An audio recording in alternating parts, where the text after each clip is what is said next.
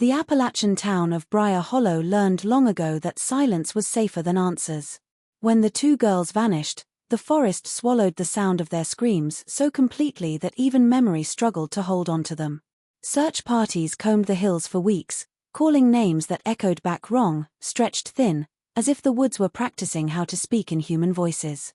Dogs froze at the tree line, tails tucked, eyes fixed on something no one else could see.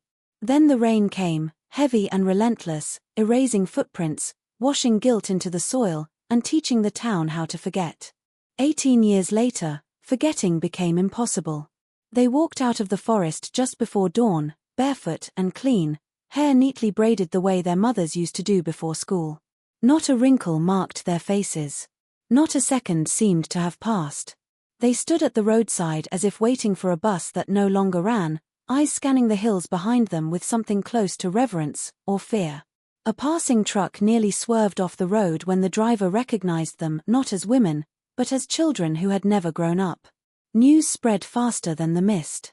By noon, Briar Hollow was crawling with flashing lights, cameras, and questions no one dared ask out loud. Doctors examined them. Clergy prayed over them. Authorities demanded timelines that unraveled the moment the girls opened their mouths. They spoke politely, softly, answering everything except where they had been. When pressed, their gazes drifted toward the tree line, where the forest loomed darker than it should have in daylight. That night, every house locked its doors. Because the forest had not given the girls back. It had returned them. The disappearance of the two girls began as something so ordinary that no one marked the hour properly. It was late afternoon, the kind where sunlight filters through Appalachian leaves in long, slanted blades, warming the dirt paths that locals had walked since childhood. The girls were inseparable, known for wandering just far enough into the woods to feel brave but never far enough to frighten their parents. They carried a small metal compass that had belonged to one girl's grandfather, its glass face scratched and cloudy, more a comfort than a tool. That day, they told no one where they were going, only that they would be back before supper, their laughter trailing behind them as they crossed the edge of town and slipped between the trees. At first, no one worried. Children were late all the time, especially in a place where the forest felt like an extension of every backyard. But when dusk crept in and the cicadas began their steady hum, unease settled into the houses closest to the tree line. One mother stepped onto her porch and called a name that did not answer. Another joined her, then another, voices overlapping and fading into the thickening dark. Lanterns were lit. Neighbors gathered.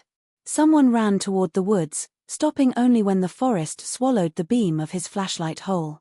The search began chaotically, fueled by panic and denial. Volunteers spread out along familiar trails, shouting the girls' names until their throats burned. Just inside the forest, they found the compass lying in the dirt, its needle spinning uselessly as if confused by the ground itself. Nearby were footprints, small, clear impressions leading deeper between the trees. Then, abruptly, they stopped. No scuffling. No sign of a struggle. Just an empty patch of forest floor where the earth looked undisturbed, as though the girls had simply vanished into air. As night deepened, the forest changed. Sounds that should have carried did not. Whistles, calls, even the crack of branches seemed muted, absorbed by something unseen. Search dogs refused to move forward, whining and pulling back toward the road. Men who had hunted these hills their entire lives admitted, in low voices, that the woods felt wrong, heavier than usual, watching without eyes. By morning, rain began to fall, thin at first, then relentless, erasing what little evidence remained and turning the forest floor into a smooth, unreadable skin. By the third day, hope thinned into ritual. People searched because stopping felt like surrender, not because they believed they would find anything. When the official search was finally called off, the forest stood unchanged, tall and quiet, holding its breath while the town learned the first and most important lesson of Briar Hollow: sometimes the woods do not take bodies, only people. The search expanded with a desperation that bled into every corner of Briar Hollow, turning ordinary routines into suspended moments of dread. State troopers arrived first, followed by search and rescue teams from neighboring counties, their vehicles lining the narrow roads like a temporary invasion. Maps were unrolled across the hoods of trucks, marked with grids and coordinates that assumed the forest could be measured and understood. Volunteers were given whistles, radios, and strict instructions to stay within assigned areas, though many ignored them, driven by the belief that familiarity with the hills gave them an advantage over strangers in uniform. Almost immediately, the forest resisted. Trails that locals had walked for decades seemed to bend unexpectedly, looping back on themselves or narrowing until they dissolved into thickets of briar and rock. Radios crackled with static where there should have been clear signals, voices breaking into fragments that sounded eerily like whispers. Teams reported that landmarks were not where they were supposed to be, that ridges felt steeper, valleys deeper, as if the land itself had shifted during the night. More than one searcher swore they heard a child laughing somewhere ahead, only to find nothing when they pushed through the undergrowth. The dogs were the first to truly refuse the effort. Trained animals that had followed faint scents across rivers and roads froze at certain points along the tree line, hackles raised, eyes fixed on empty spaces between the trunks. Handlers tried encouragement, commands, even carrying the dogs forward, but each time the animals fought to retreat, trembling as though standing on the edge of a cliff no human could see. Some handlers later admitted that they felt the same instinct, an overwhelming urge to turn back that had nothing to do with logic or fear of the dark. As the days wore on, exhaustion sharpened tempers and frayed nerves. A few volunteers wandered off course and had to be rescued themselves, emerging hours later confused and pale, unable to explain how they had become lost so close to known trails. One man insisted he had walked in a straight line for less than 10 minutes before finding himself miles away near a creek he had not seen since childhood. Another claimed the forest went completely silent around him, no birds, no insects, no wind, just his own breathing sounding too loud in his ears. By the end of the first week, an unspoken understanding settled over the search. The forest was not simply vast or difficult, it was actively uncooperative. Every attempt to impose order through grids, schedules, and human certainty dissolved once teams crossed beneath the canopy. Officials avoided saying it aloud, but the conclusion was clear in their tightened expressions and shortened briefings. Whatever had happened to the girls, it was not something the forest intended to reveal, and the deeper the search pushed, the more it felt like the woods were closing in around them, patient and unmoved. After the search was officially abandoned, Briar Hollow did not return to normal so much as it learned how to live around a wound that never closed. At first, the absence of the girls was loud, filling every conversation, every gathering, every Sunday service with speculation and grief.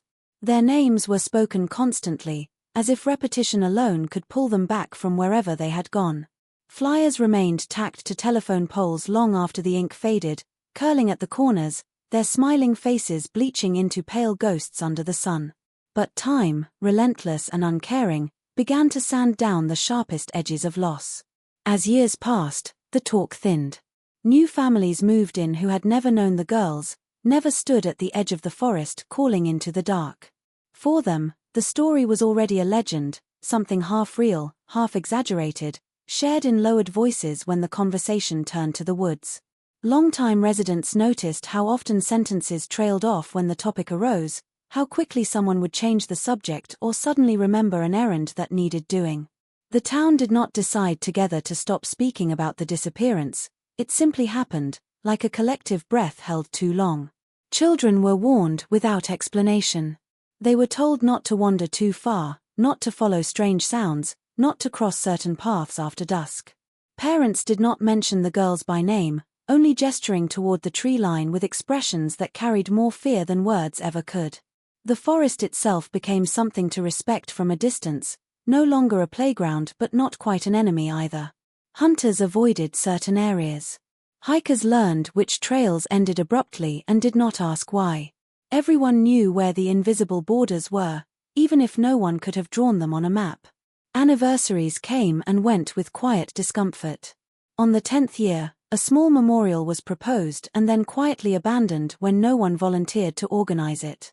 On the 15th, a local reporter tried to revisit the case, only to find doors closing politely but firmly in his face.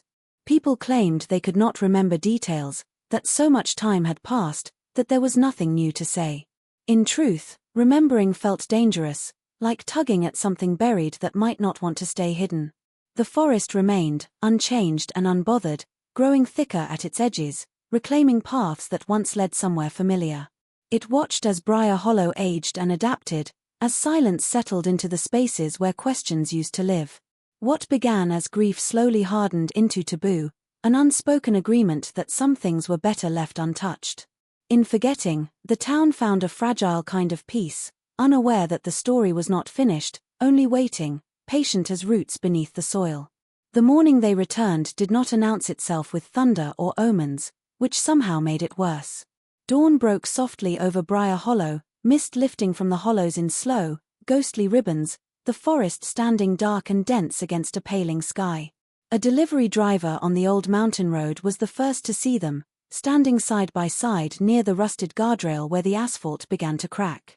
At first, he thought they were runaways or lost tourists, until the headlights swept across their faces and something in his chest tightened with recognition he could not immediately place. They looked exactly as they had the day they vanished.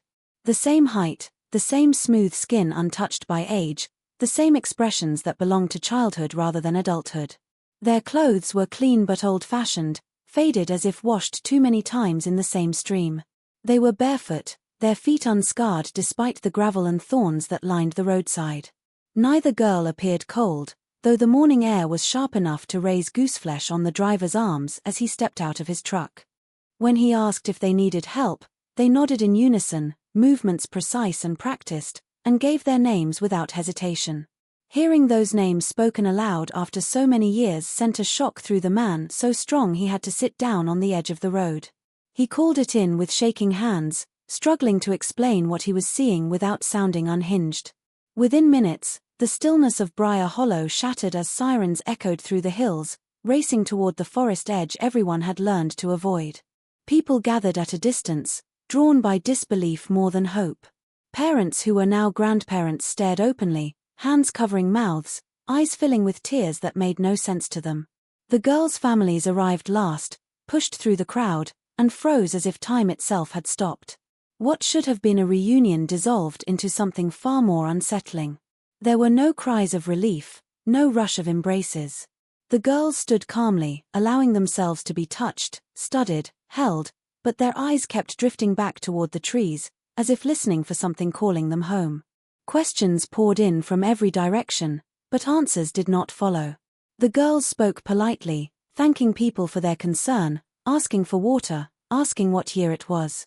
When told, they exchanged a brief look that carried more meaning than any spoken word, then said nothing more. Authorities tried to usher them away, to wrap the moment in procedure and control, but the sense of wrongness clung to the air, thick and undeniable.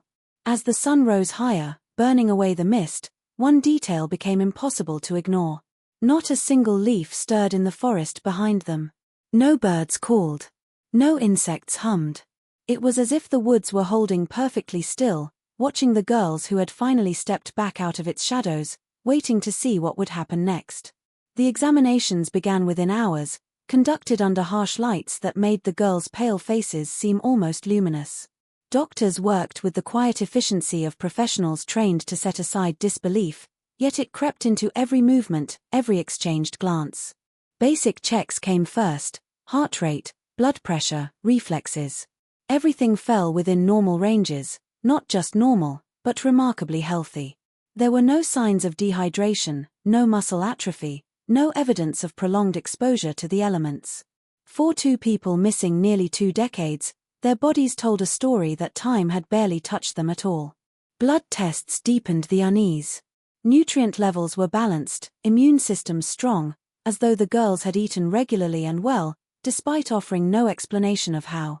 Their teeth showed no decay beyond what had existed when they were children. Their bones bore no markers of aging, no stress fractures, no calcium loss. Specialists were called in, then more specialists, each expecting to uncover a hidden anomaly that would restore a sense of order. Instead, the results aligned too perfectly, suggesting stasis rather than survival. As samples were analyzed more closely, unfamiliar elements began to surface. Trace organic compounds appeared in their blood, structures unlike any known protein or plant alkaloid. They did not behave like toxins or pathogens, but they did not match anything in existing medical databases either. Lab technicians reran tests, suspecting contamination or equipment failure, but the compounds persisted, consistent across multiple samples. One researcher described them as looking almost symbiotic, as if the girls' bodies had adapted to coexist with something entirely new. The girls themselves remained cooperative but distant. They answered questions about pain, hunger, and fear with calm certainty, insisting they had never been hurt and had never gone without what they needed. When asked how they had slept, they said they rested deeply, without dreams. When asked what they had eaten, they hesitated just long enough for the room to notice, then said the forest had provided. Pressed for clarification, they fell silent, expressions smoothing into something unreadable. Psychological evaluations proved no more comforting. The girls showed no signs of trauma typically associated with abduction or prolonged isolation. Their speech patterns were measured, careful, almost formal. They demonstrated an awareness of social cues but responded to emotional questions as if observing them from a distance. When shown photographs of themselves as children, they studied the images with polite interest, as though looking at distant relatives rather than their own past. One doctor finally voiced what everyone else had been thinking but avoided saying aloud. Whatever had happened to the girls, it had not weakened them. It had altered them in ways medicine could not name, leaving behind bodies that did not reflect 18 missing years and blood that carried the quiet evidence of something the forest had placed inside them, something that seemed content to remain, watching and waiting. As the days passed and the initial shock settled into a tense routine, it became clear that the girls were not going to tell anyone what they truly wanted to know. Questions were repeated in different ways, by different voices, in different rooms, but the answers never changed. They spoke of simple things instead, asking about roads that had been rebuilt, stores that had closed, people who had grown old or died. When conversations drifted too close to the forest, they redirected them gently, as if guiding a child away from a dangerous edge.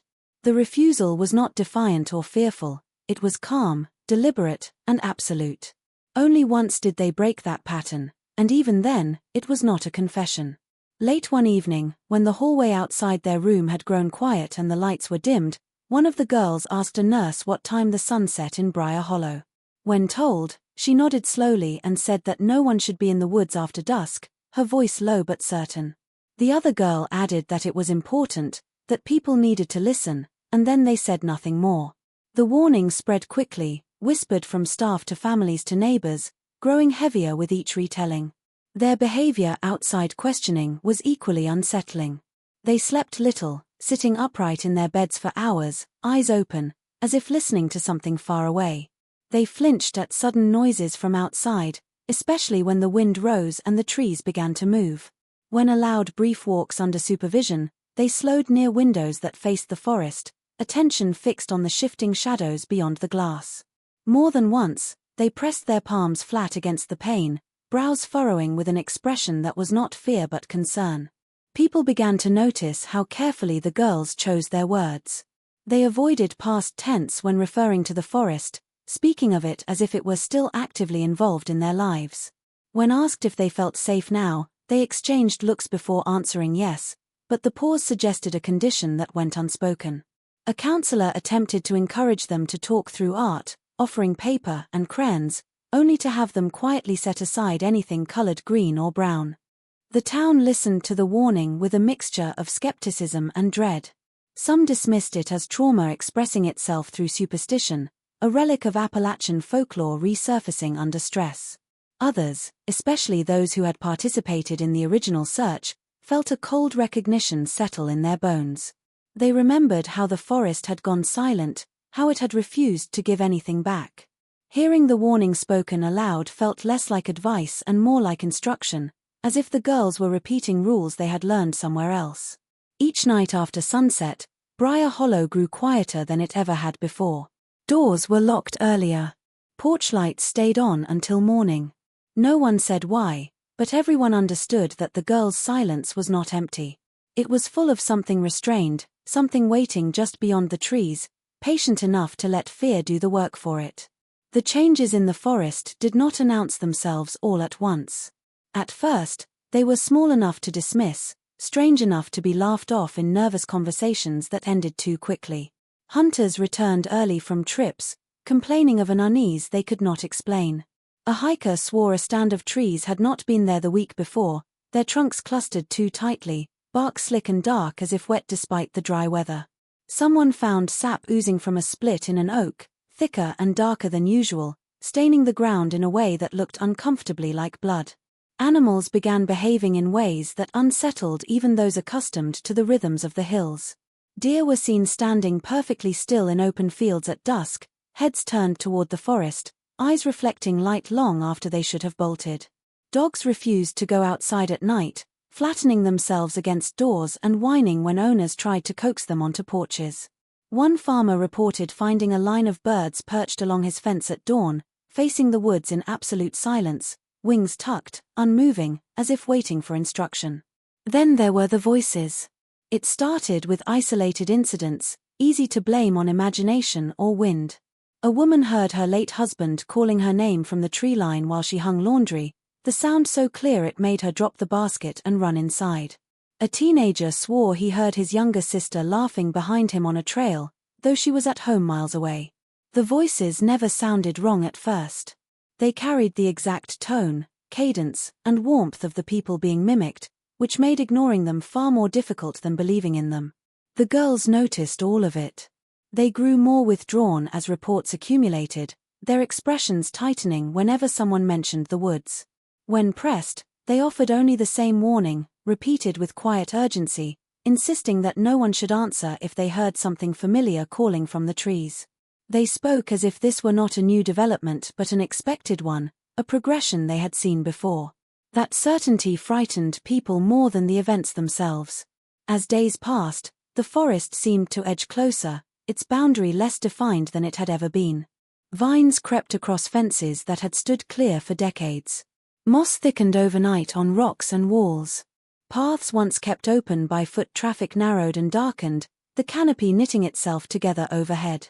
Those who lived closest to the tree line swore they could feel a presence at night, a weight pressing inward, as though the forest were leaning toward their homes to listen. By the time authorities began receiving formal reports, the town was already changing its habits. Evening gatherings ended early. Outdoor lights were installed where there had never been any before. People avoided speaking names aloud after sunset, afraid of what might learn them. Beneath the surface of daily life, a shared understanding took root. The forest was no longer just watching. It was responding, stirred awake by the return of the girls, testing the edges of Briar Hollow to see how much it was willing to give back. The drawings began without announcement, appearing quietly in the margins of notebooks and on the backs of discarded forms, as if the girl did not want them to be noticed at all. At first glance they looked like the idle sketches of someone passing time, looping lines, clustered shapes, strange symbols repeated with slight variations. A nurse nearly threw the papers away before realizing how deliberate the patterns were, how each mark seemed placed with intention rather than boredom. When the drawings were laid out side by side, they formed something disturbingly cohesive. They were maps. Not of roads or towns, but of spaces beneath the forest, layered and interconnected in ways that defied any known geography. Tunnels curved and intersected at impossible angles, spiraling downward and then abruptly upward, as though gravity itself bent to accommodate them. Some passages were marked with small symbols resembling eyes or branching antlers, others with shapes that looked almost like doors. The scale shifted from page to page, making it difficult to tell what was meant to be large or small, near or far, but the consistency of certain landmarks suggested a familiarity born of repetition rather than imagination.